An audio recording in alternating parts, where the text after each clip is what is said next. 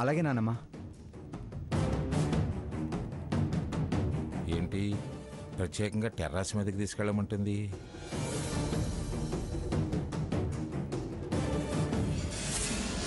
ఎవరతను? అతనికి హారతికి ఏంటి సంబంధం? ఏదో అనుకుంటే ఏదో జరుగుతోంది. అసలు సీత ఎక్కడ మిస్ అయింది? అంతా కన్ఫ్యూజన్గా ఉంది. అతనేమో రెచ్చిపోయాడు, హారతేమో రా అంటూ బయటికి తీసుకొచ్చింది. అనవసరంగా వాళ్ళు నాకు ఎదుట పడి నేను వెళ్ళిన పని డిస్టర్బ్ చేశారు.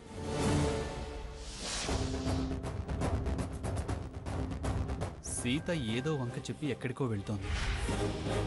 ఎలా అయినా కూపి లాగాలి.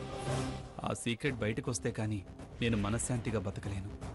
ముందు సీత సంగతి, ఆ తర్వాత హారతి సంగతి తేల్చాలి.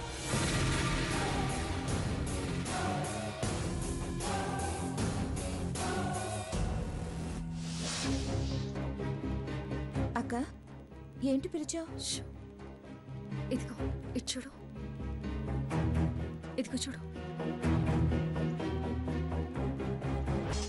ఈ మన్మథనామ సంవత్సరంలో నా మనోవాంఛలు నెరవేరుతాయన్నారు.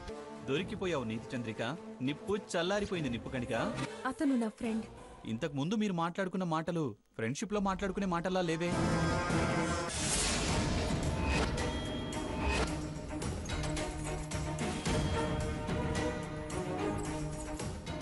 అక్క, హారతికి ఈ డాక్టర్ తెలుసా?